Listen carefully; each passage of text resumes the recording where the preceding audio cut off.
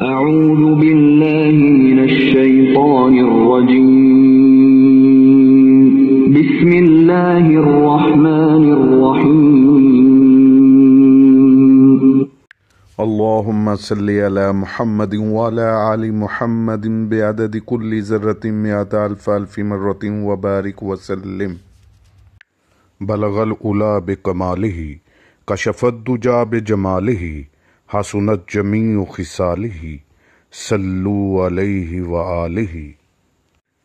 Channel تناوش میں خوش آمدید. نئی ویڈیو کے ساتھ آپ کی خدمت میں حاضر ہیں. آج کا ہمارا موضوع ہے عید الاضحیٰ کو عید الاضحیٰ کیوں کہتے ہیں، اسلام میں عید قربان کا فلسفہ کیا ہے، عید قربان کیوں کی جاتی ہے. عید کا ذکر قرآن پاک میں اس طرح آیا ہے.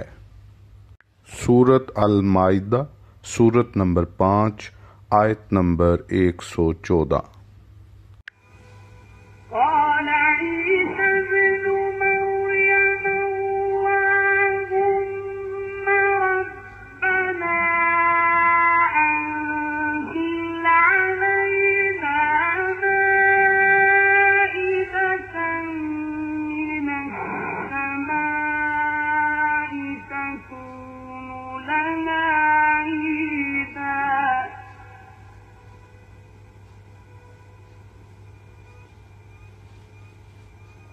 تكون لنا عيدا لأولنا وآخرنا وآية منك وارزقنا وأنت خير الرازقين.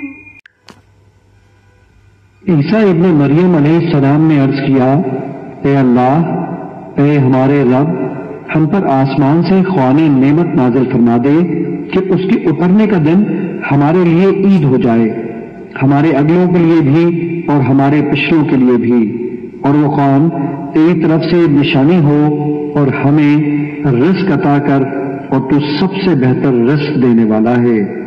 عید عربی زبان کا لفظ ہے جس کا مطلب ہے خوشی کی بات، یادگار، خوشی کا موقع. کسی کام کو ابتدان کرنے کے بعد دوبارہ اس کی طرف پلٹنے کو عودن کہا جاتا ہے، خواہ وہ پلٹنا بذاتے ہی ہو یا قول و عزم سے ہو. اسی سے ہم اردو میں العادت یعنی عادت کا لفظ بولتے ہیں، کسی فعل یا افعال کو بار بار کرنا حتیٰ کہ وہ طبعی فعل کی طرح سہولت سے انجام پا سکے.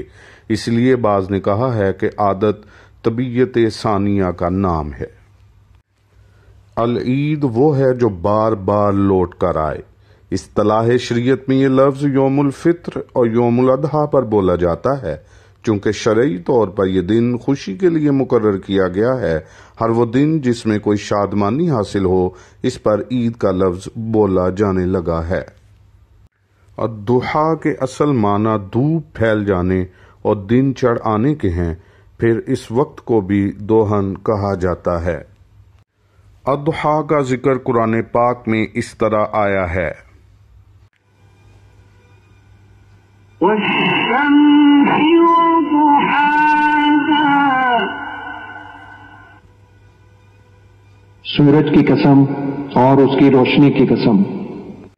عید الاضحیٰ کا مطلب ہوا اضحیتن کی جمع داحیون اور دحیتن کی جمع دحایا اور اضحیٰ کی جمع اضحیٰ آتی ہے. ان سب کے معنی قربانی کے، اور شرعاً قربانی بھی چونکہ نماز عید کے بعد چاشت کے وقت دی جاتی ہے اس لیے اسے اضحیتن کہا جاتا ہے. حدیث پاک میں ہے من ذبح قبل صلاتنا ہذہ فلیعد، کہ جس نے نماز عید سے پہلے قربانی کا جانور ذبح کر دیا وہ دوبارہ قربانی کرے. اشرف التفاسیر تفسیر نعیمی میں حضرت حکیم الامت مولانا الحاج مفتی احمد یار خان نعیمی رحمۃ اللہ علیہ فرماتے ہیں. تفسیر نعیمی پارہ 7 صفحہ 169.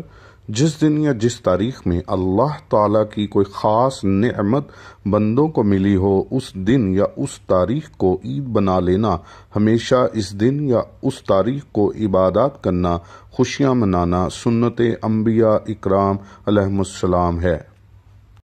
خوان تو آیا ایک بار، مگر جناب عیسیٰ علیہ السلام نے ہمیشہ کے لیے اس دن کو عید قرار دیا۔ قرآن مجید ایک بار ماہ رمضان میں اترا، ایک بار شب قدر میں قرآن کریم آیا، مگر تا قیامت یہ ماہ، یہ رات تاریخی بن گئی کہ اس میں عبادات کی جاتی ہیں، لہذا عید میلاد یا عید معراج منانا سنت سے ثابت ہے۔ اسلام میں عید قربان کا فلسفہ کیا ہے؟ عید قربان کیوں کی جاتی ہے؟ حضرت ابراہیم علیہ السلام کا خواب اور حضرت اسماعیل علیہ السلام کو اللہ کی راہ میں قربان کرنا۔ حضرت ابراہیم علیہ السلام اور حضرت اسماعیل علیہ السلام کا قربانی کے حوالے سے ذکر قرآن پاک میں اس طرح آیا ہے: رب هب لي من الصالحين۔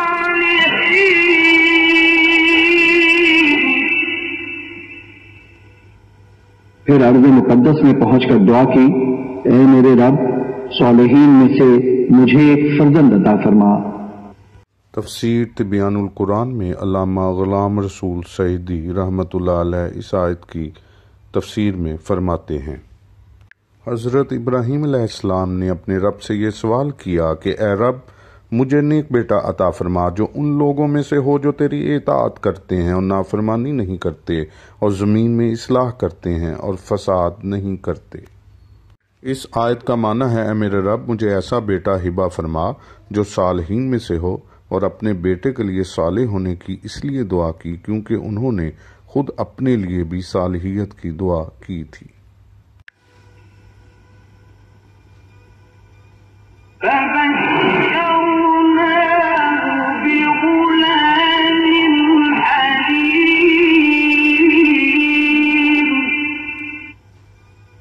بس ہم نے انہیں بڑے بردبار بیٹے اسماعیل علیہ السلام کی بشارت دی۔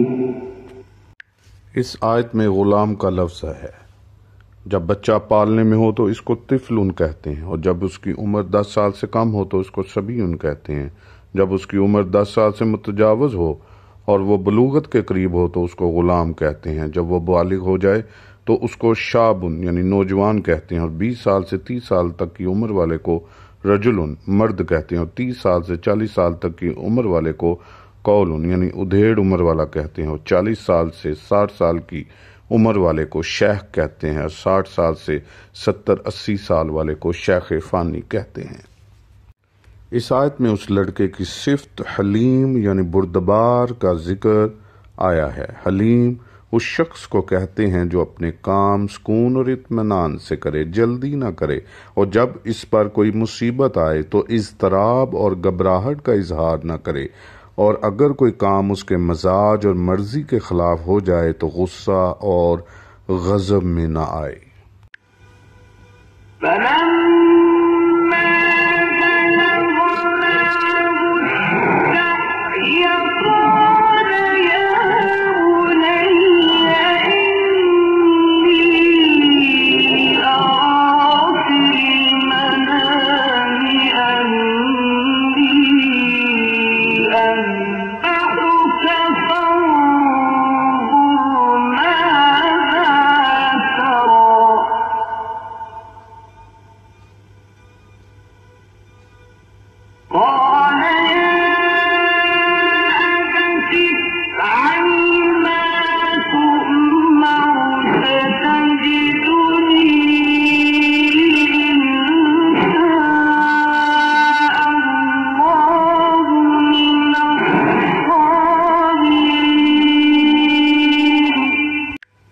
پھر جب وہ اسماعیل علیہ السلام ان کے ساتھ دوڑ کر چل سکنے کی عمر کو پہنچ گیا تو ابراہیم علیہ السلام نے فرمایا، اے میرے بیٹے، میں خواب میں دیکھتا ہوں کہ میں تجھے ذبح کر رہا ہوں، سو غور کرو کہ تمہاری کیا رائے ہے۔ اسماعیل علیہ السلام نے کہا، ابا جان، وہ کام فوراً کر ڈالیے جس کا آپ کو حکم دیا جا رہا ہے، اگر اللہ نے چاہا تو آپ مجھے صبر کرنے والوں میں سے پائیں گے۔ اب ہم حضرت ابراہیم علیہ السلام نے جو اپنے بیٹے حضرت اسماعیل علیہ السلام کو خواب میں ذبح کرتے ہوئے دیکھا اور اس کا ذکر اپنے بیٹے حضرت اسماعیل علیہ السلام سے فرمایا، تو اس کو ہم قرآن پاک کی آیات کی روشنی میں آگے مزید دیکھتے ہیں، اور اب آپ ان آیات کی تلاوت سماعت کیجیے۔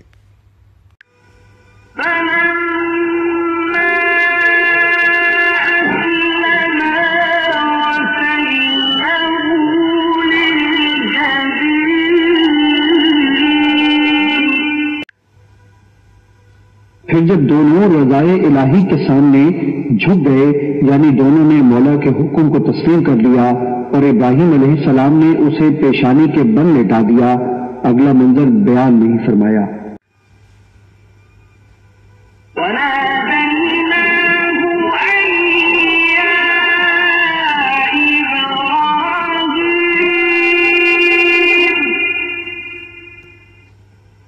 اور ہم نے اسے ندا دی کہ اے ابراہیم،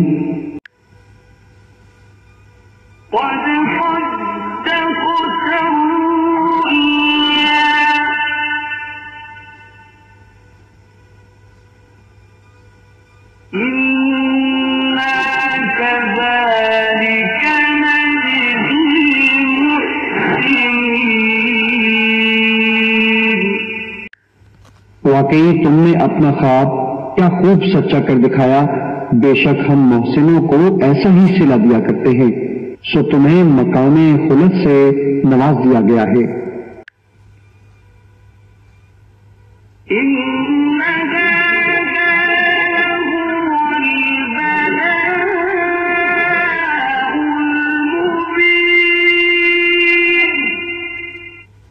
بے شک یہ بہت بڑی کھلی آزمائش تھی۔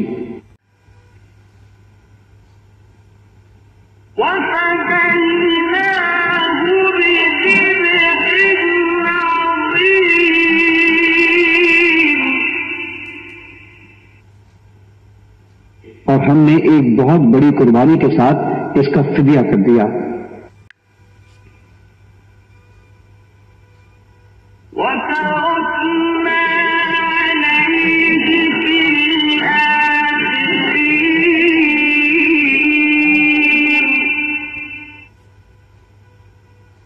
اور ہم نے پیچھے آنے والوں میں اس کا ذکر خیر برقرار رکھا۔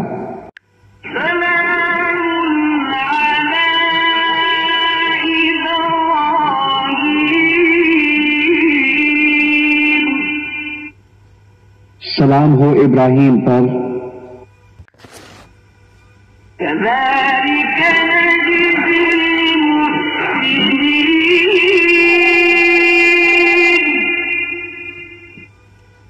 ہم اسی طرح محسنوں کو صلہ دیا کرتے ہیں۔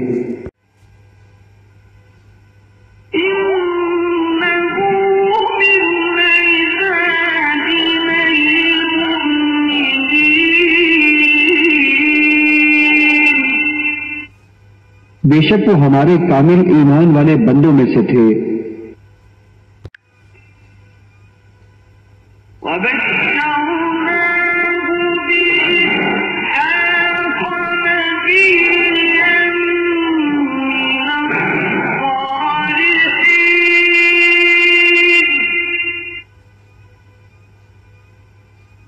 اور ہم نے اسماعیل علیہ السلام کے بعد انہیں اسحاق علیہ السلام کی بشارت دی، وہ بھی صالحین میں سے نبی تھے۔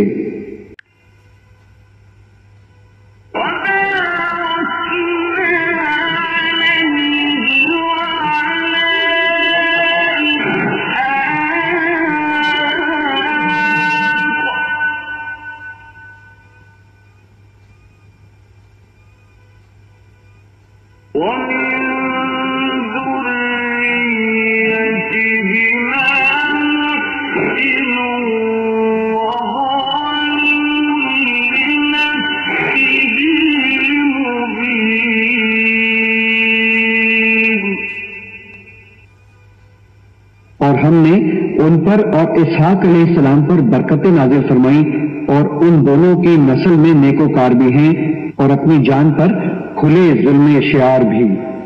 حضرت ابراہیم علیہ السلام کا اظہار تشکر۔ الحمد للہ الذی وهب لي على الكبر إسماعيل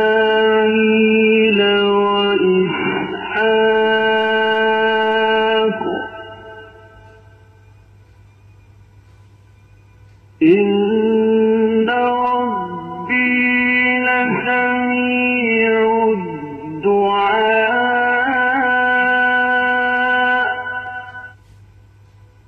سب تعریفیں اللہ کے لیے ہیں جس نے مجھے بڑھاپے میں اسماعیل اور اسحاق علیہم السلام دو فرزند عطا فرمائے. بے شک میرا رب دعا خوب سننے والا ہے. علامہ اقبال رحمۃ اللہ علیہ نے اپنے خوبصورت کلام میں اس سارے واقعے کو اس طرح بیان فرمایا: یہ فیضان نظر تھا یا کہ مکتب کی کرامت تھی، یہ فیضان نظر تھا یا کہ مکتب کی کرامت تھی، سکھائے کس نے اسماعیل کو آداب فرزندی. اسلام میں عید قربان کا فلسفہ کیا ہے؟ عید قربان کیوں کی جاتی ہے؟ علامہ غلام رسول سعیدی رحمۃ اللہ علیہ اپنی مشہور تفسیر تبیان القرآن کے اندر حضرت اسماعیل علیہ السلام کی قربانی کا پس منظر اور پیش منظر اس طرح بیان کرتے ہیں: امام ابو جعفر محمد بن جریر طبری متوفہ 310 ہجری اپنی سند کے ساتھ روایت کرتے ہیں. امام محمد بن اسحاق اپنی سند کے ساتھ بیان کرتے ہیں کہ حضرت ابراہیم علیہ السلام جب حضرت ہاجرہ سلام اللہ علیہ سے ملاقات کے لیے جاتے تو صبح کے وقت براق پر سوار ہو کر شام سے روانہ ہوتے اور دوپہر کو مکہ پہنچ کر آرام کرتے اور شام کے وقت مکہ سے روانہ ہوتے اور رات کے وقت شام میں اپنی بیوی حضرت سارہ سلام اللہ علیہ کے پاس پہنچ جاتے، حتیٰ کہ ان کے بیٹے حضرت اسماعیل علیہ السلام جب کام کاج کی عمر کو پہنچ گئے اور انہوں نے یہ ارادہ کیا کہ وہ ان کے ساتھ مل کر اپنے رب کی عبادت کریں گے اور اس کے حرم کی تعظیم کریں گے، تو انہوں نے خواب میں دیکھا کہ وہ اپنے بیٹے کو ذبح کر رہے ہیں. نیز امام محمد بن اسحاق نے اپنی سند کے ساتھ روایت کیا ہے کہ جب حضرت ابراہیم علیہ السلام کو یہ حکم دیا گیا کہ وہ اپنے بیٹے کو ذبح کر دیں تو انہوں نے اپنے بیٹے سے کہا: یہ رسی اور چھری لو اور ہمارے ساتھ اس گھاٹی میں چلو تاکہ ہم گھر والوں کے لیے لکڑیاں چن کر لائیں. انہوں نے اپنے بیٹے سے یہ ذکر نہیں کیا تھا کہ وہ کس لیے اس گھاٹی میں جا رہے ہیں. تب اللہ کا دشمن ابلیس ایک آدمی کی صورت میں حضرت ابراہیم علیہ السلام سے آ کر ملا تاکہ وہ حضرت ابراہیم علیہ السلام کو اپنے بیٹے کی قربانی سے باز رکھے، اور آ کر کہا: اے بزرگ، آپ کہاں جا رہے ہیں؟ حضرت ابراہیم علیہ السلام نے کہا: میں اپنے ایک کام سے اس گھاٹی میں جا رہا ہوں. شیطان نے کہا: میرا گمان ہے کہ آپ کے پاس خواب میں شیطان آیا ہے اور اس نے آپ کو اس بیٹے کو ذبح کرنے کا حکم دیا ہے. حضرت ابراہیم علیہ السلام نے اس کو پہچان لیا اور فرمایا: اے اللہ کے دشمن، میرے پاس سے دفع ہو جا، پس اللہ کی قسم میں اللہ کے حکم پر ضرور عمل کروں گا. جب اللہ کا دشمن ابلیس حضرت ابراہیم علیہ السلام سے مایوس ہو گیا تو پھر وہ ان کے بیٹے کے پاس پہنچا. وہ اپنے والد کے پیچھے پیچھے چل رہے تھے. ان سے اس نے کہا: اے بیٹے، کیا تم کو معلوم ہے کہ تمہارے والد تمہیں کہاں لے جا رہے ہیں؟ انہوں نے کہا: ہم اس گھاٹی سے لکڑیاں چننے جا رہے ہیں. شیطان نے کہا: اللہ کی قسم، وہ تم کو صرف ذبح کرنے کے لیے لے جا رہے ہیں. انہوں نے پوچھا: کیوں؟ شیطان نے کہا: ان کا گمان ہے کہ ان کے رب نے انہیں یہ حکم دیا ہے. انہوں نے کہا: پھر ان کو چاہیے کہ وہ اپنے رب کے حکم کی اطاعت کریں. پھر وہ ایک آدمی کے بھیس میں اس بیٹے کے ماں کے پاس گیا اور ان سے کہا: تم کو معلوم ہے کہ ابراہیم تمہارے بیٹے کو لے کر کہاں گئے ہیں؟ انہوں نے کہا: وہ اس گھاٹی میں لکڑیاں چننے گئے ہیں. شیطان نے کہا: نہیں، اللہ کی قسم، وہ صرف اس کو ذبح کرنے کے لیے ساتھ لے کر گئے ہیں. ان کی والدہ نے کہا: نہیں، وہ اپنے بیٹے پر بہت شفقت کرتے ہیں اور اس سے بہت محبت کرتے ہیں. شیطان نے کہا: ان کا یہ گمان ہے کہ ان کو اللہ نے یہ حکم دیا ہے کہ وہ اپنے بیٹے کو ذبح کر دیں. ان کی والدہ نے کہا: اگر ان کے رب نے ان کو یہ حکم دیا ہے تو انہوں نے بہت اچھا کیا کہ اپنے رب کے حکم کی اطاعت کی اور اس کے حکم کے سامنے سر تسلیم خم کر دیا. اور اللہ کا دشمن ابلیس ناکام اور نامراد ہو کر غیظ و غضب میں مبتلا ہو کر واپس لوٹ گیا، اور اس لعین نے حضرت ابراہیم علیہ السلام اور ان کی آل کو بہکانے کا جو ارادہ کیا تھا اس میں وہ خائب و خاسر رہا. جب حضرت ابراہیم علیہ السلام اپنے بیٹے کو ساتھ لے کر گھاٹی میں پہنچے اور وہ سبیر نامی پہاڑ کی گھاٹی تھی۔ حضرت ابراہیم علیہ السلام نے اپنے بیٹے سے کہا، اے میرے بیٹے، میں نے خواب میں دیکھا ہے کہ میں تم کو ذبح کر رہا ہوں، اب تم سوچ کر بتاؤ کہ تمہارا کیا فیصلہ ہے۔ ان کے بیٹے نے کہا، اے اباجان، آپ وہی کیجئے جس کا آپ کو حکم دیا گیا ہے، آپ انشاءاللہ مجھے صبر کرنے والوں میں سے پائیں گے۔ امام محمد بن اسحاق نے روایت کیا ہے کہ حضرت اسماعیل علیہ السلام نے اس وقت حضرت ابراہیم علیہ السلام سے کہا، اے ابا جان، اگر آپ نے مجھے ذبح کرنے کا ارادہ کر لیا ہے تو مجھے مضبوطی کے ساتھ رسیوں سے باندھ دیں تاکہ میرے خون کے چھینٹے آپ پر نہ پڑیں اور میرا اجر کم نہ ہو، کیونکہ موت بہت سخت ہوتی ہے اور میں ذبح کے وقت اپنے تڑپنے اور پھڑکنے سے معمون نہیں ہوں، اور اپنی چھری کو اچھی طرح تیز کر لیں تاکہ وہ مجھ پر آسانی سے گزر جائے۔ اور جب آپ مجھے ذبح کرنے کے لیے لٹائیں تو مجھے منہ کے بل لٹائیں اور مجھے پہلو کے بل نہ لٹائیں، کیونکہ مجھے خطرہ ہے کہ اگر آپ کی نظر میرے چہرے پر پڑے گی تو آپ کے دل میں رکت پیدا ہوگی، اور وہ رکت آپ کو اللہ کے حکم پر عمل کرنے سے مانع ہوگی، اور اگر آپ مناسب سمجھیں تو میری قمیض میری ماں کو لے جا کر دے دیں، اس سے ان کو تسلی ہوگی اور ان کو مجھ پر صبر آ جائے گا۔ پھر جس طرح حضرت اسماعیل علیہ السلام نے کہا تھا ان کو اچھی طرح باندھ دیا، پھر اپنی چھری کو تیز کیا، پھر ان کو پیشانی کے بل گرا دیا اور ان کے چہرے کی طرف سے اپنی نظر ہٹا لی، پھر ان کے حلقوم پر چھری چلائی تو اللہ تعالیٰ نے ان کے ہاتھ میں اس چھری کو پلٹ دیا۔ حضرت ابراہیم علیہ السلام نے اس چھری کو پھر اپنی طرف کھینچا تاکہ اس عمل سے فارغ ہوں تو ایک ندا کی گئی کہ اے ابراہیم، تم نے اپنے خواب کو سچ کر دکھایا، یہ ذبیحہ تمہارے بیٹے کی طرف سے فدیہ ہے، اپنے بیٹے کے بدلہ میں اس کو ذبح کر دو۔ اللہ عز و جل نے فرمایا جب ان دونوں نے سر تسلیم خم کر دیا، اور حضرت ابراہیم علیہ السلام نے اپنے بیٹے کو پیشانی کے بل گرا دیا، حالانکہ ذبیحہ کو چہرے پر گرایا جاتا ہے، اور یہ اس کے مطابق ہے جو حضرت اسماعیل علیہ السلام نے اپنے والد کو مشورہ دیا تھا۔ ہمارے نزدیک یہ حدیث صادق ہے اور قرآن مجید کے مطابق ہے۔ یہ سارے حوالہ جات ہیں جہاں سے یہ سارے واقعات بیان کیے گئے ہیں۔ قربانی کیوں کی جاتی ہے؟ کیا جانور کی جان لینا بھی عبادت ہے؟ اس لیے کہ قربانی کرنے سے خود رب پر قربان ہونا بھی آتا ہے، کیونکہ ہر ادنا اعلیٰ پر قربان ہوتا ہے۔ Please don't forget to like, comment, share and subscribe to my channel تناوش۔ یہ ویڈیو دیکھنے کا شکریہ۔